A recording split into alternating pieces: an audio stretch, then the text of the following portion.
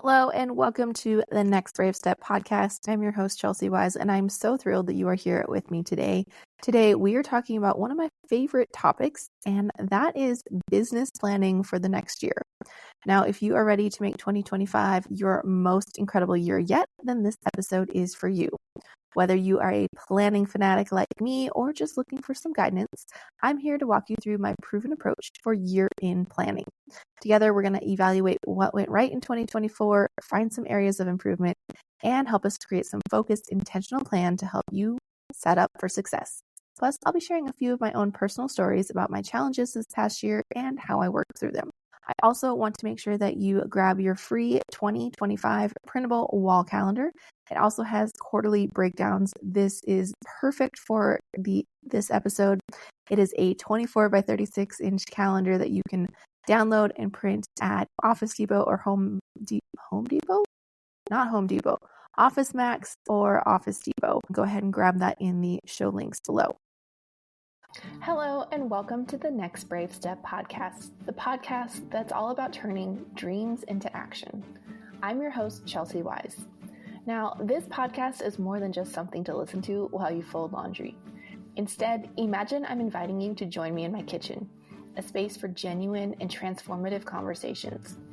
Here, with the sunlight streaming through the windows, margaritas and homemade guac on the table, we're ready to dive into stories and strategies that don't just inspire you to think about a better life, but give you the tools, motivations to go out there and make it happen. So pull up a chair, let's talk like old friends, and together we'll navigate the journey from turning dreaming into doing, one brave step at a time.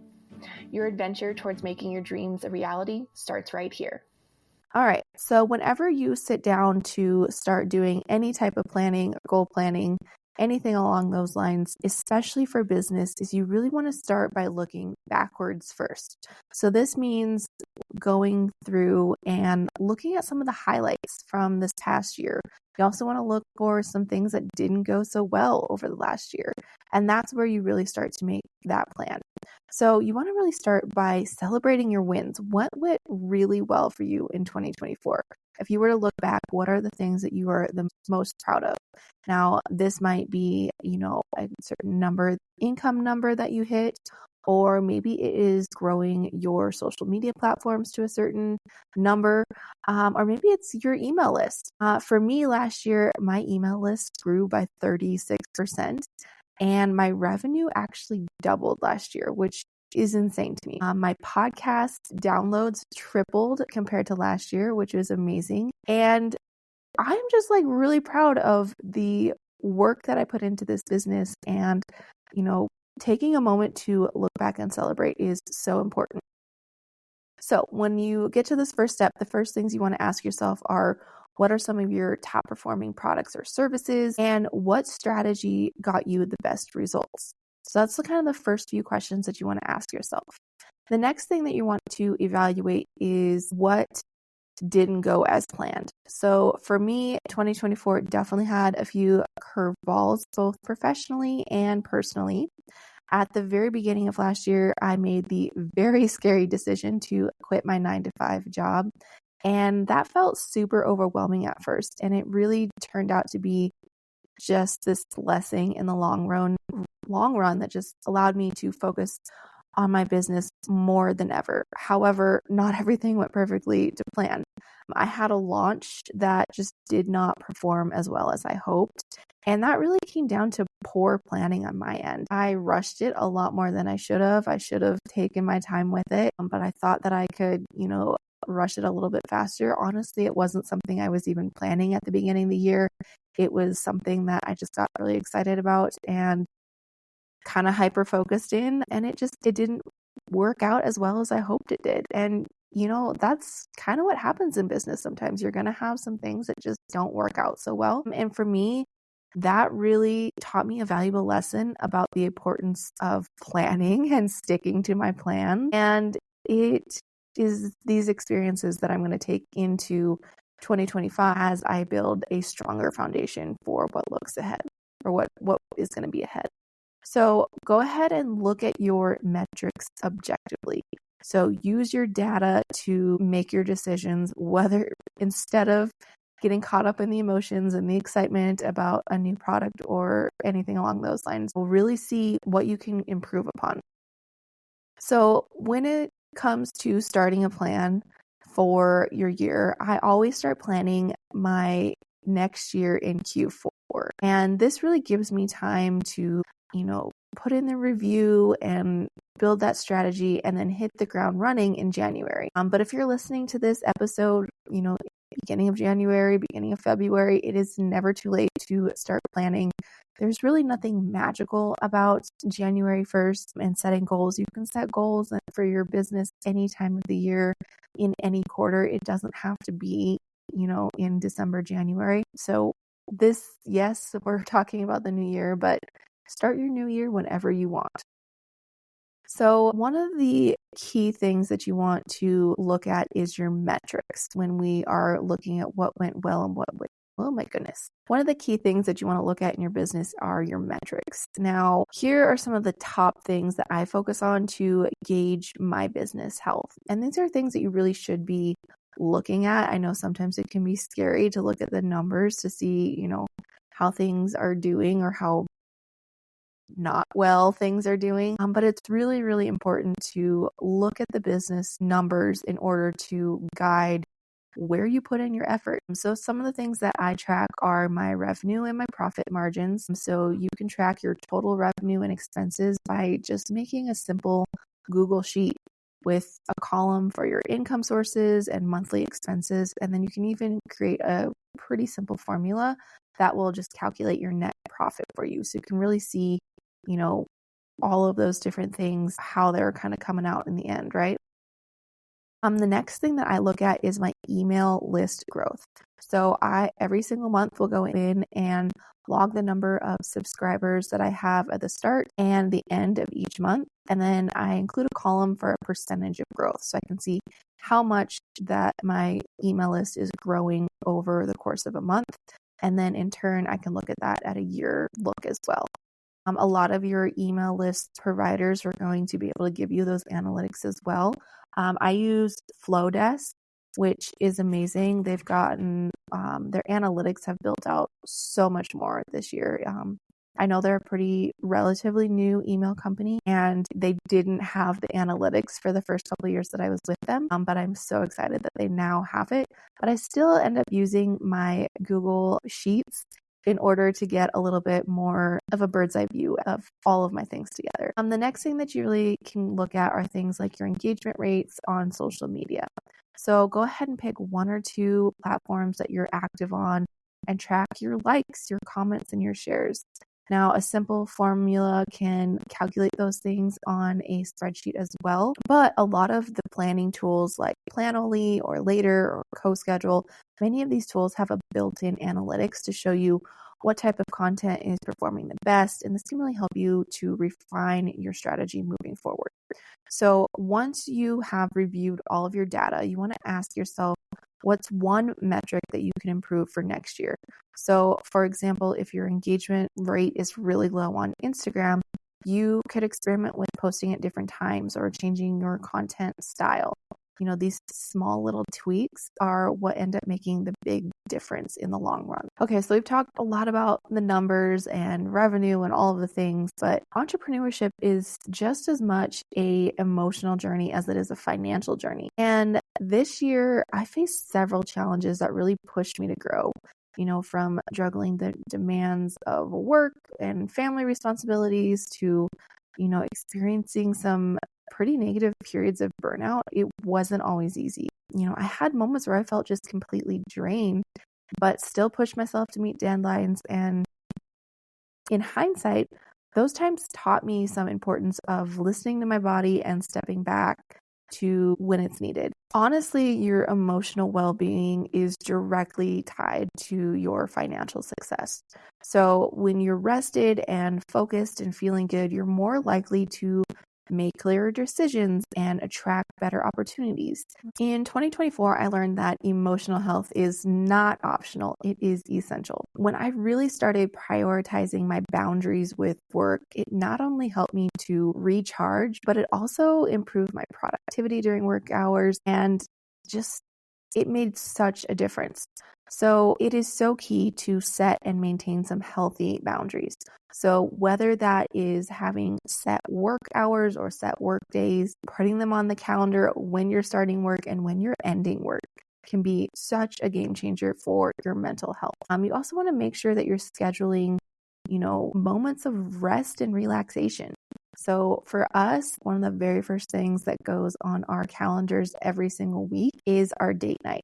We have a date night every single week. Sometimes it is a date night in, sometimes it is a date night, to the big city, all of the things. But it is a time where me and my fiance, we're engaged now. I'm pretty sure I told you guys that, but maybe not. We're engaged, for us to reconnect. And we always go through our, date night questions, and those things go on our calendar every single week. And we do not leave date night until the next date night is scheduled. Our schedules are very up in the air, like week to week, with his law enforcement schedule. So it looks different every week, and that's okay. It just means that we have to be a lot more intentional about scheduling those days. Another thing that has been transformational for me has been practicing mindfulness and meditation. This was one of my goals for 2024, and I am so excited to say that I have embraced it fully, and it has been such a game changer. I think I'm going to have to do a full episode on meditation and mindfulness here coming up pretty soon, but one of my favorite things has been in the mornings, I will get up and go to the bathroom, or I will shut my alarm off and lay in bed. And I kind of have this built in where I have about 15 minutes where I go through a guided meditation, and I really set my intentions for the day and get my energy aligned where I want it to be. And it just makes such a difference to do that at the beginning of my day, before I even get out of bed. Now, I will be honest, at the very beginning of doing this, it was something that I fell back asleep and my snooze had to wake me up again. But it is to the point now where I am so excited to do these guided meditations first thing in the morning and get that energy aligned and focused in on what it is that I want to manifest, what it is that I want to accomplish each day. And amazing. So look for that episode coming up in the future. But I just want to remind you to think of your emotional well-being as being part of your business success, especially as an entrepreneur, especially as a small business owner, especially if you're working on your own. You are the one that's responsible for building in those routines, building in those off day times to really recharge your battery. And it's not optional. It's going to be essential. And if you don't build in the time, eventually your body is going to make you stop and take the time to recharge those batteries. Okay, so now that we've talked a little bit about our emotional well-being, I want to start talking about setting some realistic yet flexible goals.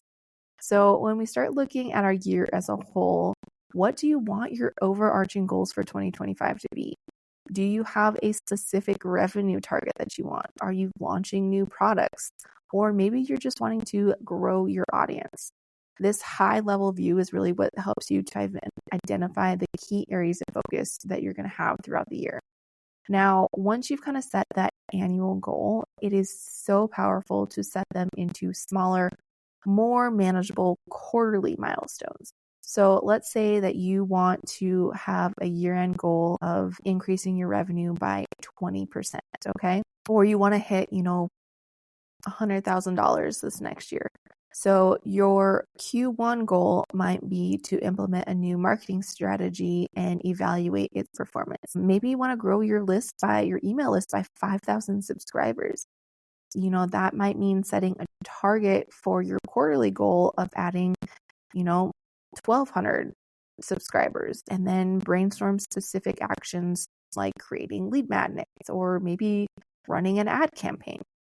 So when you set that big overarching goal and then break it down into quarters, it's so much easier to ebb and flow as things go. So maybe you're hitting that goal faster than you need to, or faster than you expected. That's amazing. But maybe, it's not moving the needle as quickly. When you can take those quarterly planning days to really reevaluate the progress that you're making on that yearly goal, it helps you to refine and tweak your approach to make sure that you're hitting that goal at the end of the year, instead of just waiting until the end of the year and being blindsided by, missing your goal by $50,000. So definitely, do the year planning thing and then plan in quarterly planning as well so that you can tweak your approach to your goals.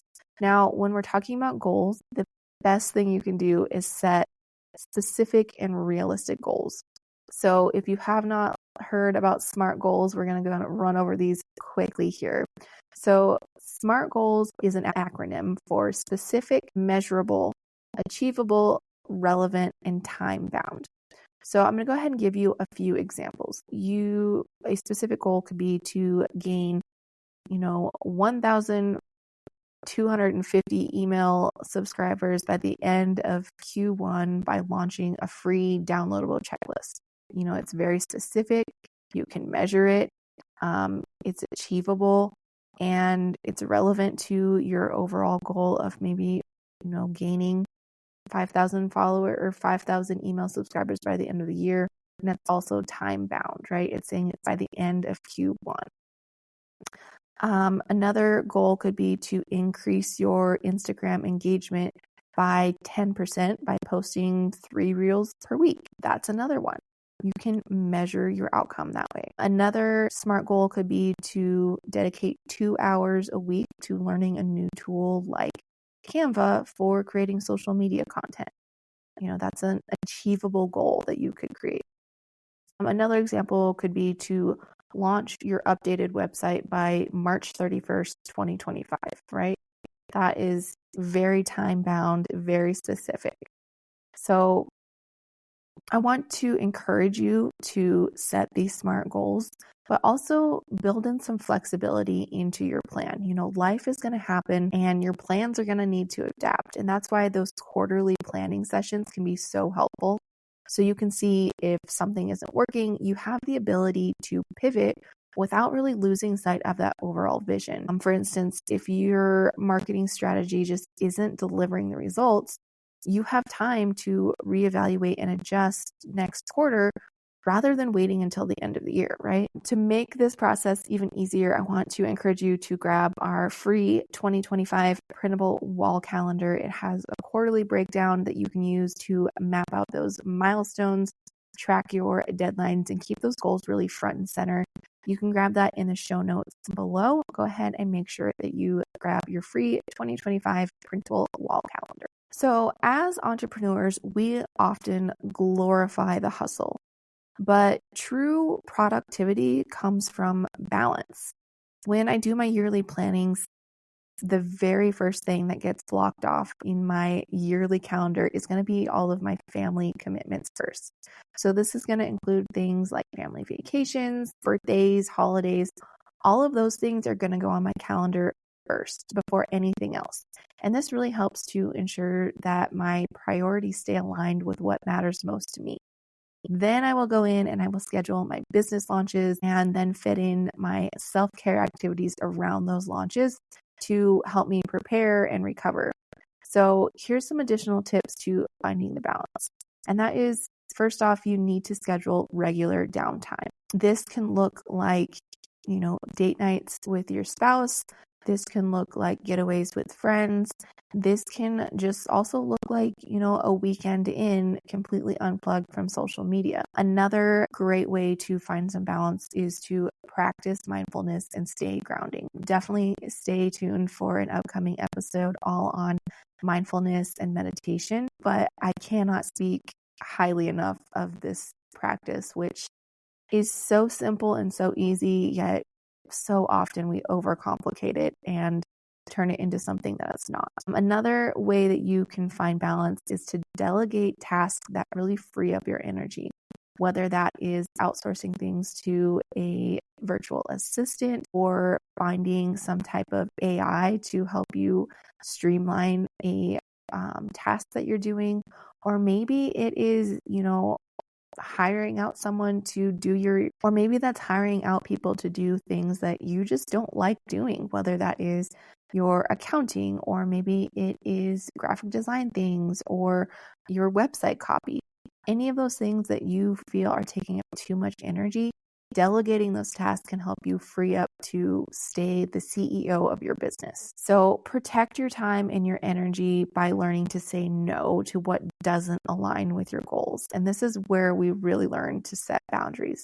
So this could be setting work hours or limiting your social media. Boundaries are so essential for long-term success. I recently deleted TikTok off of my phone. I was spending an embarrassing amount of time on TikTok at night and not sleeping like I should be. And I completely deleted it, even though I love sending TikToks to my friends, but it has been such a game changer. I've gotten so much time back that I can really use to either focus on things in my business or just free up that mental energy. My house is also suddenly much more clean now that I don't have TikTok. I don't know if that's a coincidence, but I'm assuming it's probably not. So in closing here, I really believe that 2025 is your year to shine, my friend. And when you have a clear path, intentional goals, and you are committed to your well-being, you are unstoppable. Business planning is not just about crunching the numbers and setting these lofty goals. It's truly about designing the life and the business that aligns with your values and your dreams. So take time to reflect and prioritize what truly matters and create that space for growth. Go ahead and start by putting those family commitments like vacations and birthdays and holidays on your calendar first. Then start layering your business launches and plan for your self-care around those milestones. This way, you'll approach each goal refreshed and focused and ready to give it your best without burning out. Don't forget to download your free 2025 printable wall calendar to help keep those goals visible and top of mind all year long. Use it to map out those high-level plans and those quarterly priorities, ensuring that you stay flexible and adaptable as your year unfolds. You've got this, my friend. Until next time, keep taking those brave steps and trust the journey. That wraps up today's episode of The Next Brave Step. I've truly enjoyed having you join me on this journey. Here at The Next Brave Step, we don't just talk about our dreams, we take bold actions towards them every day. Stay connected by hitting that subscribe button and dive even deeper with us by becoming part of the Next Brave Step Insiders group on Facebook. Let the insights and energy from today's conversation ignite your next brave step forward. Remember, every small step is a vital part of your incredible journey. So get out there and take that next step forward. You're never alone. I'll be right here cheering you on. I'll see you in the next episode.